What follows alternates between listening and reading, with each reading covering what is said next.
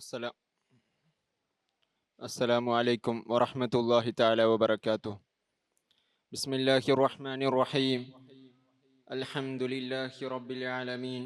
الصلاة والسلام على أشرف المرسلين وعلى آله وصحبه أجمعين أما بعد.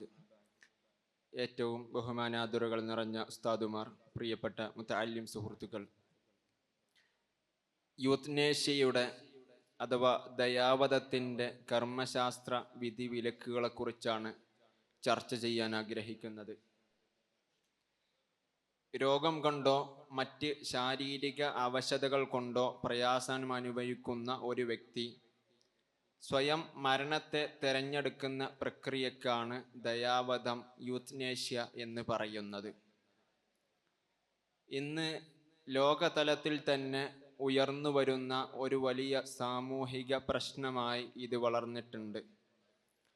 രോഗവും പ്രയാസവുമുള്ളവർ സ്വയം മരണത്തെ തിരഞ്ഞെടുക്കുക എന്നത് ഒന്നുകിൽ ആത്മഹത്യയാണ്, അതല്ലെങ്കിൽ രോഗിയുടെ സമ്മതമില്ലാതെ ബന്ധുക്കൾ ചെയ്യുകയാണെങ്കിൽ അതൊരു തരത്തിലുള്ള കൊലപാതകവുമാണ്.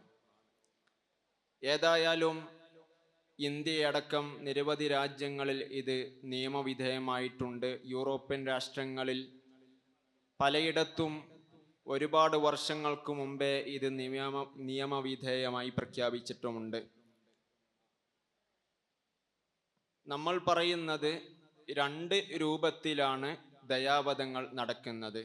ഒന്ന് പ്രത്യക്ഷ ദയാവധമാണ്, ആക്റ്റീവ് യൂത്നേഷ്യ. ഇതുകൊണ്ട് അർത്ഥമാക്കുന്നത് രോഗം കൊണ്ടോ മറ്റ് അവശതകൾ കൊണ്ടോ പ്രയാസപ്പെടുന്ന വ്യക്തിക്ക് അദ്ദേഹത്തിൻ്റെ ശരീരത്തിലേക്ക് വിഷമോ മറ്റ് കെമിക്കൽ പദാർത്ഥങ്ങളോ കുത്തിക്കയറ്റി അയാളെ വധിക്കുക എന്നതാണ്.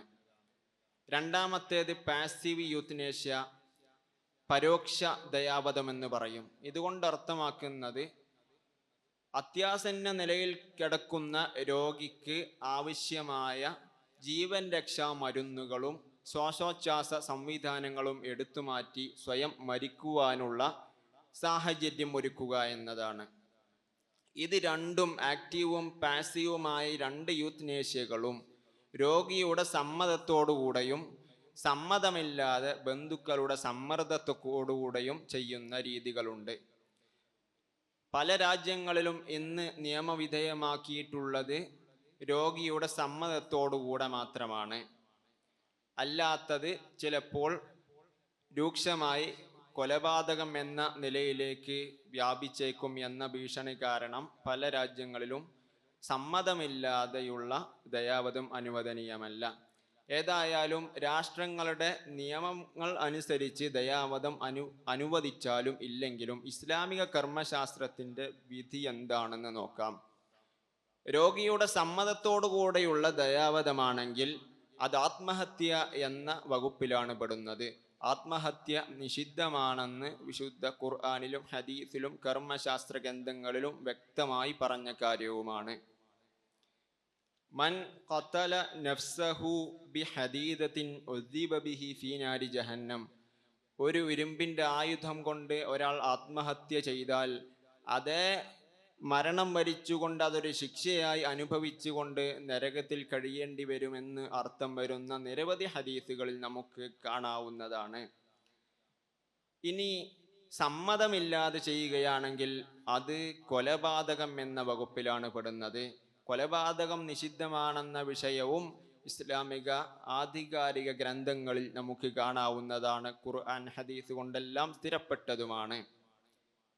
ഇനി ഇത്തരം ഘട്ടങ്ങൾ വന്നാൽ പ്രയാസപ്പെടുന്ന സാഹചര്യത്തിൽ എന്താണ് ഒരു മുസ്ലിം ചെയ്യേണ്ടത് എന്നതിനെക്കുറിച്ചും കർമ്മശാസ്ത്രം കൃത്യമായി പറഞ്ഞു വെക്കുന്നുണ്ട്. ഒരാൾക്ക് പ്രയാസം അനുഭവിക്കുന്നത് അത് അള്ളാഹുവിൻ്റെ ഭാഗത്തു നിന്നുള്ള ഒരു പരീക്ഷണമാണ്, തൻ്റെ ഉഖറവിയായ പദവികൾ വർദ്ധിക്കുവാനുള്ള അവസരമാണ് എന്നാണ് ഒരു വിശ്വാസി തിരിച്ചറിയേണ്ടത്. ഏത് പ്രയാസം അനുഭവിച്ചാലും ഒരു മുള്ള് ശരീരത്തിൽ തറക്കുന്നതിന് വരെ പ്രതിഫലമുണ്ട് എന്ന് ഹദീസുകളിൽ നമുക്ക് കാണാവുന്നതാണ്. ഇനി അത്യാവശ്യ ഘട്ടത്തിൽ പോലും മരണം എന്ന ഓപ്ഷൻ തിരഞ്ഞെടുക്കരുത് എന്ന് കർമ്മശാസ്ത്ര ഗ്രന്ഥങ്ങൾ നമ്മോട് പറയുന്നു. ഷർവാനിയിലും മുഗനിയിലും നിഹായയിലും അസ്നൽ മത്താലിബിലും എല്ലാം ഉദ്ധരിക്കുന്ന ഒരു ഉദ്ധരണി നമുക്ക് തെളിവായി കൊണ്ടുവരാവുന്നതാണ്. വയഹ്റുമു അലൽ മുതഅല്ലിമി തഅജീലുൽ മൗതി വഇൻ അദുമ അലമുഹു വലം യുതിഖുഹു. എത്ര പ്രയാസം അനുഭവിച്ചാലും അസഹ്യമായാലും ഒരു വേദന അനുഭവിക്കുന്ന ഒരു വ്യക്തി മരണം തെരഞ്ഞെടുക്കരുത്. ലിഅന്നൽ ബുർഅ മർജുവുൻ. രോഗശമനം എന്നത് എപ്പോഴും പ്രതീക്ഷിക്കേണ്ടതാണ്, അത് അവൻ്റെ നിയന്ത്രണത്തിലുള്ള കാര്യമല്ല എന്ന് വ്യക്തമായി പറഞ്ഞിട്ടുണ്ട്. ഈ വിഷയം ഒരുപാട് കർമ്മശാസ്ത്ര ഗ്രന്ഥങ്ങളിൽ പറഞ്ഞിട്ടുണ്ട് എന്ന് മാത്രമല്ല, ഒരു രോഗി അല്ലെങ്കിൽ ശാരീരിക അവശതകൾ അനുഭവിക്കുന്ന ഒരു വ്യക്തി പിന്നെ അവൻ ചെയ്യേണ്ടത് ചികിത്സയും മറ്റ് പരിഹാര മാർഗങ്ങളുമാണെന്ന് കൂടി വ്യക്തമായി കർമ്മശാസ്ത്ര ഗ്രന്ഥങ്ങളിൽ നമുക്ക് കാണാവുന്നതാണ്. ഇനി ഈ വിഷയത്തിലുള്ള ദീർഘമായ ഒരു അപഗ്രഥനം ഇവിടെ ആവശ്യമാണെന്ന് വരുന്നു. ഇൻഷാ അല്ലാഹ് നമുക്ക് ചർച്ചയിലേക്ക് കടക്കാം.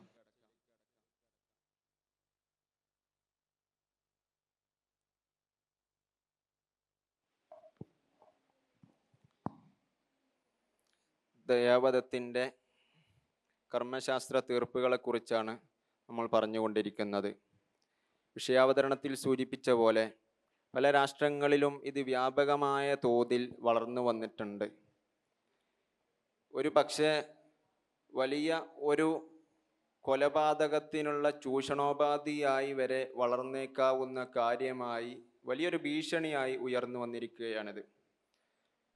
ഏറ്റവും കൂടുതൽ ദയാവധങ്ങൾ റിപ്പോർട്ട് ചെയ്യപ്പെടുന്ന ബെൽജിയത്തിൻ്റെ അവസ്ഥ നമ്മൾ നോക്കുമ്പോൾ 15 വർഷമായി അവിടെ ദയാവധം നിയമവിധേയമാക്കിയിട്ട്. അതിനിടയ്ക്ക് 14,753 പേർ ദയാവധത്തിന് ഇരയായി എന്നാണ് റിപ്പോർട്ടുകൾ സൂചിപ്പിക്കുന്നത്. ഇന്ത്യയിൽ ഇത് 2018 സുപ്രീം കോടതി അനുവദിക്കുന്നത്, നിയമപരമാക്കുന്നത്. പല നിയമപരമായ പ്രൊസീജിയറുകളും കടന്നു പോകേണ്ടതുണ്ട്. എന്നിട്ടും ഇന്ത്യയിലും ഇത് വളരെ വ്യാപകമായ തോതിൽ ചൂഷണം ചെയ്യപ്പെടുന്നുണ്ട് എന്നതാണ് വസ്തുത. അപ്പോൾ നമുക്ക് ഇത് രണ്ട് പ്രധാനമായ വിഷയങ്ങളെയാണ് നമ്മളിതിൽ അഭിമുഖീകരിക്കേണ്ടത്. ഒന്ന്, ഒരു വ്യക്തിയുടെ ജീവൻ്റെ സുരക്ഷ. മറ്റൊന്ന് സമൂഹത്തിൻ്റെ കെട്ടുറപ്പ്, സാമൂഹിക സുരക്ഷ. ഇത് രണ്ടും എടുത്തു നോക്കുകയാണെങ്കിലും കർമ്മശാസ്ത്രം ഇത് പാടില്ല എന്ന് തന്നെയാണ് പറയുന്നത്. അപ്പോൾ നിലവിൽ ഉള്ള സാഹചര്യത്തിൽ നമുക്ക് ഇതിലെ നമ്മൾ ദയാവധം നടത്തണമെങ്കിൽ നിലവിൽ നിയമം അനുസരിച്ച് എന്ത് ചെയ്യണം, അതിൻ്റെ പ്രൊസീജിയർ എങ്ങനെയൊക്കെയാണെന്ന് നമുക്ക് ആദ്യം പരിശോധിക്കാം. സുപ്രീം കോടതിയുടെ പുതിയ മാർഗനിർദ്ദേശങ്ങൾ അനുസരിച്ച് ഒരു വ്യക്തി തൻ്റെ അസുഖം ഭേദമാവില്ലെന്ന് അദ്ദേഹത്തിന് ഉറപ്പുണ്ടെങ്കിൽ, ഇനി ജീവിതത്തിലേക്ക് തിരിച്ചു വരില്ല എന്ന് അദ്ദേഹത്തിന് ഉറപ്പുണ്ട് എങ്കിൽ മുൻകൂട്ടി തന്നെ അദ്ദേഹത്തിന് മരണപത്രം തയ്യാറാക്കാവുന്നതാണ്. അങ്ങനെ ഒരു മുൻകൂട്ടി സമ്മതപത്രം ഉണ്ടെങ്കിൽ അദ്ദേഹത്തിന് ചികിത്സകൾ പിൻവലിച്ചുകൊണ്ടും മറ്റ് ജീവൻ സുരക്ഷാ സംവിധാനങ്ങളെ നിഷേധിച്ചുകൊണ്ടൊക്കെ അദ്ദേഹത്തിന് ദയാവധം അനുവദനീയമാകുന്നതാണ്. എന്നാൽ ആരാണിത് തീരുമാനിക്കേണ്ടത്? ഇനി അദ്ദേഹം ജീവിതത്തിലേക്ക് തിരിച്ചു വരില്ല എന്ന് രോഗിയല്ല തീരുമാനിക്കേണ്ടത്, മറിച്ച് അതിനൊരു പ്രൊസീജിയറുണ്ട്. ഈ മരണപത്രം എഴുതി വെച്ച അല്ലെങ്കിൽ ഈ സമ്മതപത്രം എഴുതി വെച്ച ഈ ആളുടെ ബന്ധു, ഈ രോഗിയുടെ ബന്ധു ഹൈക്കോടതിയെ സമീപിക്കണം. ഹൈക്കോടതിയെ സമീപിച്ചുകൊണ്ട് അവർ ജില്ലാ മജിസ്ട്രേറ്റ് കോടതിയെ ഏൽപ്പിക്കും. ഈ വിഷയത്തിൽ ഒരു മെഡിക്കൽ ബോർഡ് രൂപീകരിക്കുകയും ആ മെഡിക്കൽ ബോർഡിൻ്റെ അന്തിമ തീരുമാനത്തോടു കൂടെയാണ്, ആ മെഡിക്കൽ ബോർഡാണ് തീരുമാനിക്കേണ്ടത് ഇദ്ദേഹം ഇനി ജീവിതത്തിലേക്ക് തിരിച്ചു വരില്ല, യഥാർത്ഥമായിട്ട് ജീവിതത്തിലേക്ക് ഇദ്ദേഹത്തിന് വരാൻ സാധിക്കില്ല, ചികിത്സ അദ്ദേഹത്തിന് ഫലിക്കുന്നില്ല എന്ന് അവരാണ് പറയേണ്ടത്.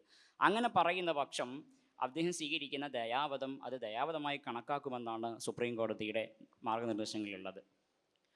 അപ്പോൾ നമ്മുടെ രാജ്യത്ത് നിയമപരമായി ദയാവധം അനുവദിക്കപ്പെടുന്ന സന്ദർഭങ്ങളുണ്ടെങ്കിലും കർമ്മശാസ്ത്രപരമായി ദയാവധത്തെ നമ്മൾ സമീപിക്കുമ്പോൾ പരിശുദ്ധമായ ഇസ്ലാം ഭൗതികമായി നമ്മൾ ശരീരത്തിൽ സംഭവിക്കുന്ന എന്തെങ്കിലും പ്രശ്നങ്ങൾ കാരണത്താലോ ദുന്യവിയായ എന്തെങ്കിലും പ്രയാസങ്ങൾ കാരണത്താലോ മരണത്തെ തിരഞ്ഞെടുക്കുക എന്നത്, മരണത്തെ ആഗ്രഹിക്കുക എന്നത് പോലും നിഷിദ്ധമാണ്, കറാഹത്താണ് എന്നാണ് കർമ്മശാസ്ത്രം പറഞ്ഞു വെക്കുന്നത്. ഹബീബായ മുത്തുനബി സല്ലല്ലാഹു അലൈഹി വസല്ലം തങ്ങൾ പറയുന്നുണ്ട്, ഭൗതികമായ എന്തെങ്കിലും പ്രയാസങ്ങളെ കൊണ്ട് നിങ്ങൾ ബുദ്ധിമുട്ടുമ്പോൾ നിങ്ങൾ ഒരിക്കലും മരണത്തെ ആഗ്രഹിക്കരുത്, മരണത്തെ തേടരുത്. മറിച്ച് നിങ്ങൾ അള്ളാഹുവിനോട് നിരന്തരമായി പ്രാർത്ഥിച്ചു കൊണ്ടിരിക്കണം. ജീവിതം ഹൈറാകുന്ന കാലത്തോളം എന്നെ നീ ജീവിപ്പിക്കണമേ, മരണം ഹൈറാകുന്ന സമയത്ത് എന്നെ നീ മരിപ്പിക്കണമേ എന്ന പ്രാർത്ഥനയാണ് ഒരാളിൽ നിന്ന് ഉണ്ടാവേണ്ടത് എന്ന് മുത്തുനബി സല്ലല്ലാഹു അലൈഹി വസല്ലം തങ്ങൾ പഠിപ്പിക്കുന്നുണ്ട്. മാത്രമല്ല ഒരാൾ എന്തെങ്കിലും ഭൗതികമായി വല്ല പ്രയാസങ്ങളും നേരിടുന്നുണ്ടെങ്കിൽ, ശാരീരികമായി വല്ല അവശതകളും അവൻ നേരിടുന്നുണ്ടെങ്കിൽ അതിനെല്ലാം വലിയ പ്രതിഫലമുണ്ട്, പ്രതിഫലാർഹമായ ഒരു അവസരമാണ് അത് എന്നാണ് ഇസ്ലാം പറഞ്ഞു വെക്കുന്നത്. ഒരാൾ പ്രയാസം അനുഭവിക്കും. മുത്തുനബി സല്ലല്ലാഹു അലൈഹി വസല്ലം തങ്ങൾ തന്നെ പറയുന്നുണ്ടല്ലോ, ഇദാ മരിദൽ അബ്ദു ഔ സാഫറ കുതിബ ലഹു മാ കാന യഅമലു മുഖീമൻ സ്വഹീഹ. ഒരാൾ ശാരീരികമായി അവശത അനുഭവിക്കുന്ന സന്ദർഭത്തിൽ, അതല്ലെങ്കിൽ യാത്രാവേളകളിൽ അവൻ നിരന്തരമായി ചെയ്തുകൊണ്ടിരിക്കുന്ന വല്ല അമാലുകൾക്കും വല്ല പ്രതിസന്ധികളോ തടസ്സമോ ഉണ്ടാവുകയാണെങ്കിൽ, അദ്ദേഹം ആരോഗ്യ ദൃഢഗാത്രനായി ഇരിക്കുന്ന വേളകളിൽ എന്തെല്ലാം സൽക്കർമ്മങ്ങളിൽ അവൻ വ്യാപൃതരാകാറുണ്ടോ അതിൻ്റെ എല്ലാം പ്രതിഫലം ഈ സന്ദർഭങ്ങളിലും അവന് ലഭിക്കുമെന്ന് മുത്തനബി സല്ലല്ലാഹു അലൈഹി വസല്ലമ തങ്ങൾ പറഞ്ഞു വെക്കുന്നുണ്ട്. അപ്പോൾ ജീവിതത്തിൽ സംഭവിക്കുന്ന പ്രതിസന്ധികൾ മൂലം, പ്രയാസങ്ങൾ മൂലം ജീവിതത്തിൽ നിന്ന് ഒളിച്ചോടി ദയാവധം പോലെ മരണത്തെ തിരഞ്ഞെടുക്കുക എന്ന ഒരു ഓപ്ഷൻ ഇസ്ലാം ഒരിക്കലും അനുവദിക്കുന്നില്ല. കർമ്മശാസ്ത്രം അതിനെ നഖശികാന്തം എതിർക്കുകയും എന്നല്ല, അതിനെ ആഗ്രഹിക്കുക പോലും കറാഹത്താണ് എന്നാണ് കർമ്മശാസ്ത്രം നമ്മോട് പറയുന്നത്. ദയാവധം ഒരിക്കലും അനുവദനീയമല്ല. അതായത് തൻ്റെ ശരീരത്തെ മരണത്തിന് വേണ്ടി, കൊല്ലാൻ വേണ്ടി അനുവാദം നൽകുക എന്നുള്ളത് കർമ്മശാസ്ത്രം അനുവദിക്കുന്നില്ല എന്നുള്ളത് ഇവിടെ പറഞ്ഞു. എന്നാൽ ഇവിടെ മറ്റൊരു കാര്യം ശ്രദ്ധിക്കേണ്ടത്, മരണത്തിന് വേണ്ടി സമ്മതം കൊടുക്കുക, വല്ല സിറിഞ്ചും മരുന്ന് കയറ്റി ദയാവധത്തിന് വേണ്ടി സമ്മതം കൊടുക്കൽ അനുവദിക്കുന്നില്ല എന്നത് മാത്രമല്ല, ഇസ്ലാം ഇവിടെ ഒന്നുകൂടി കടന്നു കയറി ശക്തമായി ഇടപെടുന്നുണ്ട്. അതായത് ഒരു വ്യക്തിക്ക് മരണത്തിന് വേണ്ടി സമ്മതം കൊടുക്കുക എന്നതിനപ്പുറം വല്ല പ്രയാസങ്ങളും ബുദ്ധിമുട്ടുകളും വന്നാൽ നിഷ്ക്രിയമായി അവിടെ തന്നെ കിടന്ന് മരിച്ചോട്ടെ എന്നുള്ള നിലക്ക് ഒന്നും ചെയ്യാതെ കിടക്കൽ പോലും അനുവദനീയമല്ല. മറിച്ച് അയാൾ എന്താണ് ചെയ്യേണ്ടത്? അവിടെ അയാൾ അതിൻ്റെ പരിഹാരത്തിൻ്റെ മാർഗങ്ങൾ തേടണം. അവിടെ കർമ്മശാസ്ത്രം കൃത്യമായി പറയുന്നുണ്ട്, ഒരു വ്യക്തിക്ക് വല്ല മാരകമായ അസുഖങ്ങളും വന്നു, എന്നാൽ ചികിത്സിച്ചാൽ ഭേദമാകുമെന്ന് അയാൾക്ക് പ്രതീക്ഷയുണ്ട്. എന്നാൽ ചികിത്സിക്കാതിരുന്നാൽ തൻ്റെ രോഗം മൂർച്ഛിക്കുകയും ജീവനും അതുപോലെ തന്നെ തൻ്റെ വല്ല ശാരീരികമായ ഭാഗങ്ങൾക്കൊക്കെ കേടുപാട് സംഭവിക്കും എന്നൊരാൾ ഭയക്കുന്ന സാഹചര്യത്തിലാണെങ്കിൽ അവിടെ അയാൾ ചികിത്സ ചെയ്യൽ നിർബന്ധമാണ് എന്ന് കർമ്മശാസ്ത്രം പറയുന്നുണ്ട്. അതുപോലെ തന്നെ കാരണം അവിടെ അയാൾക്ക് അയാളുടെ ശരീരം സംരക്ഷിക്കൽ അയാൾക്ക് ഉത്തരവാദിത്തമാണ്. വൈന്നലി ജസദിക അലൈക ഹഖൻ എന്ന് ഹദീസിൽ കാണാൻ സാധിക്കും. അത് അയാളുടെ കടമയാണ്. ശരീരത്തിന് വേണ്ട മെയിൻ്റനൻസ് ചെയ്യുക എന്നുള്ളത് അള്ളാഹു തആല അയാൾക്ക് ഏൽപ്പിച്ച ഉത്തരവാദിത്തമാണ്. ഇനി ഒരാൾക്ക് ചികിത്സിച്ചാൽ ഭേദമാകുമെന്ന് പ്രതീക്ഷയൊന്നുമില്ല, അയാൾ മരിക്കേണ്ടി വരുമെന്ന രൂപത്തിലാണെങ്കിൽ തന്നെയും അയാൾ അവിടെ ചികിത്സിക്കലാണ് സുന്നത്ത്. അത് അയാൾ ചെയ്യണമെന്ന് കർമ്മശാസ്ത്രം പറയുന്നുണ്ട്. കാരണം ചികിത്സിച്ചാൽ ഭേദമാകില്ല എന്ന് അയാൾക്ക് ഒരിക്കലും ഉറപ്പില്ലല്ലോ, ഒരു ചെറിയ സാധ്യത അയാൾ കാണുന്നുണ്ടല്ലോ. അവിടെയും ചികിത്സയുടെ പാത തിരഞ്ഞെടുക്കണം എന്നുള്ളതാണ് കർമ്മശാസ്ത്രം പറയുന്നത്.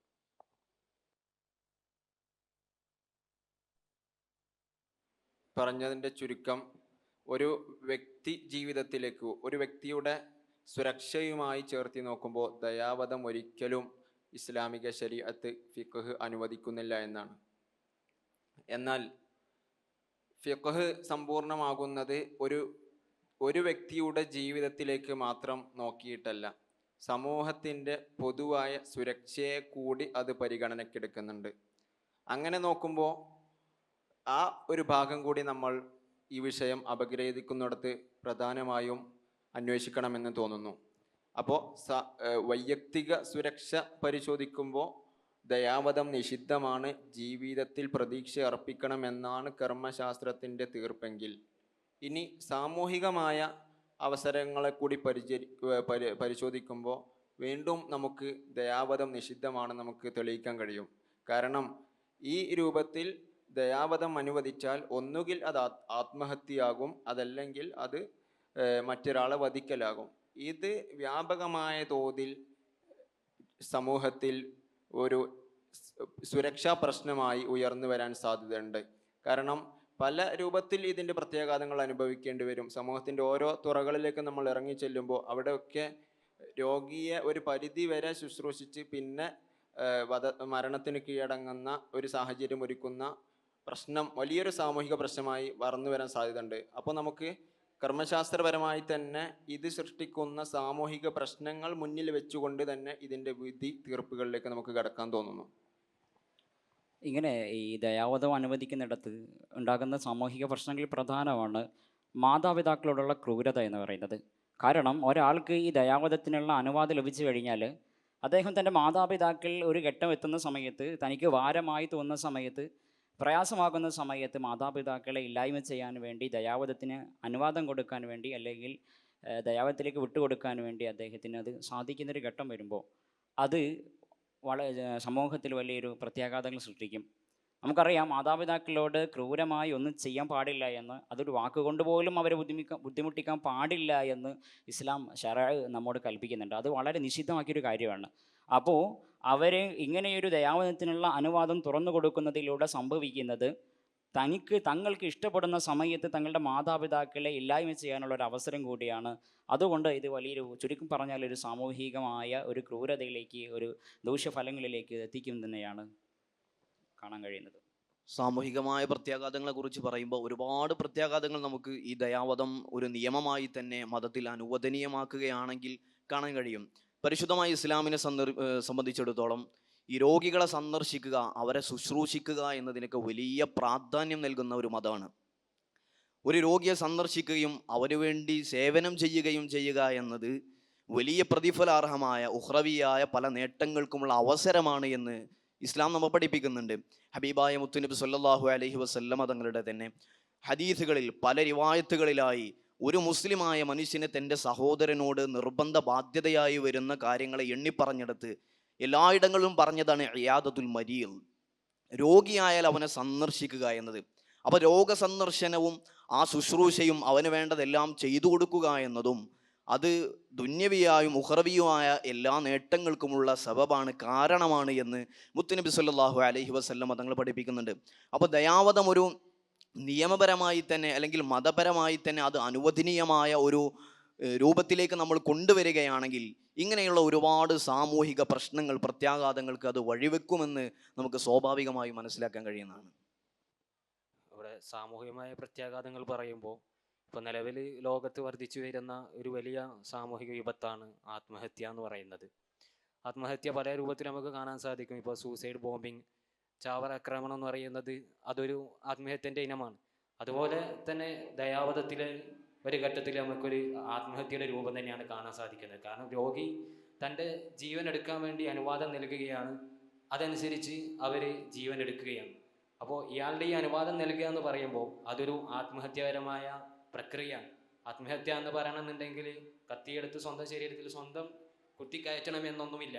ഈ രൂപത്തിലൊക്കെ സ്വന്തം ജീവൻ നശിപ്പിക്കാൻ രൂപത്തിലുള്ള പ്രക്രിയകളിലേക്ക്, പ്രവർത്തനങ്ങളിലേക്ക് നീങ്ങുമ്പോൾ അതൊക്കെ ആത്മഹത്യ തന്നെയാണ്. അപ്പോൾ ഫിഖ്ഹ് ആത്മഹത്യയെ ഒരിക്കലും അംഗീകരിക്കുന്നില്ല എന്നുള്ളത് അത് പ്രത്യേകിച്ച് വിശദീകരിക്കേണ്ടതില്ല. എല്ലാ ഫിഖ്ഹിൻ്റെ ഗ്രന്ഥങ്ങളിലും നമുക്ക് കാണാൻ സാധിക്കും. ഈ ഒരു ഘട്ടം അല്ലാത്തൊരു സമയം നമ്മൾ കാണുന്നത് അനുവാദമില്ലാതെ കൊല്ലുക എന്നുള്ളതാണ്. അത് നിലവിൽ അനുവദനീയമല്ല എങ്കിലും ഇനി എപ്പോഴും വന്നേക്കാം. ആ ഒരു ഘട്ടത്തിലും നമുക്ക് ഇസ്ലാം പറയുന്നത് ഒരിക്കലും അനുവദനീയമല്ല എന്നുള്ളത് തന്നെയാണ്. കാരണം അവിടെ കൊലപാതകമാണുള്ളത്.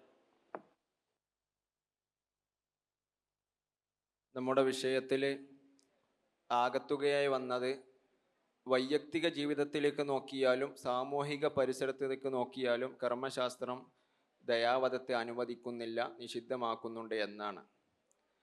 അപ്പോൾ നമ്മൾ നേരത്തെ വിഷയാവതരണത്തിൽ സൂചിപ്പിച്ച വയഹ്റുമു അലൽ മുതഅല്ലിമി തഅജീലുൽ മൗതി വഇൻ അദുമ അലമുഹു വലം യുതിഖുഹു, എത്ര പ്രയാസം വന്നാലും എത്ര കഠോരായാലും മരണം തിരഞ്ഞെടുക്കുക എന്നുള്ള ഓപ്ഷൻ ഫിഖ്ഹ് അനുവദിക്കുന്നില്ല. ലിഅന്നൽ ബുർഅ മർജുവൻ, ഈ വിഷയം ഷെർവാനിയിലും മുഗനി 5-ാം വാള്യം 536-ലും നിഹായ 8-ാം വാള്യം 330-ലും അതുപോലെ 30-ലും അസ്നൽ മത്താലിബിലും എല്ലാം വ്യക്തമായി പറഞ്ഞ വിഷയമാണ്. അപ്പോൾ ഇവിടെ ഒരു കാര്യം നമ്മൾ ശ്രദ്ധിക്കേണ്ടത്, ഈ പറഞ്ഞതിന് ശേഷം ഈ പറയപ്പെട്ട കിതാബുകളെല്ലാം വളരെ പ്രധാനപ്പെട്ട ഒരു കാര്യം കൂടി പറയുന്നുണ്ട്. ഒരാൾ മരണപ്പെടുകയാണ് അഥവാ തീയിലേക്ക് വീഴാണ്, അയാൾ 100% ഉറപ്പാണ് മരിക്കുന്നത്. ഈ ഒരു സാഹചര്യത്തിൽ അദ്ദേഹത്തിന് മറിച്ച് മറ്റൊരു ഭാഗത്തേക്ക് എടുത്തു ചാടിയാൽ അദ്ദേഹം വെള്ളത്തിലേക്ക് വീഴുക. വെള്ളത്തിൽ വീണാലും അദ്ദേഹം മരിക്കുമെന്ന് ഉറപ്പാണ്, കാരണം അദ്ദേഹത്തിന് നീന്താൻ അറിയില്ല. അപ്പോൾ ഈ ഒരു സാഹചര്യത്തിൽ പോലും അദ്ദേഹം ചെയ്യേണ്ടത് മൂന്നാമതൊരു ഓപ്ഷൻ ഇല്ല, രക്ഷപ്പെടാൻ മൂന്നാമതൊരു ഓപ്ഷൻ ഇല്ല. അവിടെ അയാൾ വെള്ളത്തിലേക്ക് ചാടൽ നിർബന്ധമാണ് എന്നാണ് പറയണത്. കാരണം തീയിലേക്ക് വീഴുന്നതിനേക്കാൾ കുറച്ചുകൂടി പ്രയാസം കുറഞ്ഞത് ഇങ്ങനെ മരണപ്പെടലാണ്, മൂന്നാമതൊരു ഓപ്ഷൻ ഇല്ലാത്ത സ്ഥിതിക്ക്. ഇത്ര കൃത്യമായി കർമ്മശാസ്ത്ര ഗ്രന്ഥങ്ങളിൽ ഒരാൾ സ്വന്തം ജീവൻ അപകടപ്പെടുത്തരുത് എന്ന് പറഞ്ഞിട്ടുണ്ട്. അപ്പോൾ നമുക്ക് ഒരു നിലക്കും ജീവിതത്തിൻ്റെ പ്രതീക്ഷകൾ തന്നെയാണ് ഇസ്ലാമും ഫിഖ്ഹും മുന്നോട്ട് വെക്കുന്നത്. പുതിയ കാലത്ത് ഉന്നയിക്കപ്പെടുന്നത് പോലെ ഒരു സാമൂഹിക പ്രശ്നങ്ങളും ഫിഖ്ഹ് കാരണം വരുന്നില്ല. ഫിഖ്ഹ് സമ്പൂർണ്ണമാണ്, സമഗ്രമാണ് എന്ന് ഈ വിഷയത്തിലൂടെ നമുക്ക് ബോധ്യപ്പെടുന്നു. ആഖിറു ദഅവാന അൽഹംദുലില്ലാഹി റബ്ബിൽ ആലമീൻ. അസ്സലാമു അലൈക്കും വറഹ്മത്തുള്ളാഹി.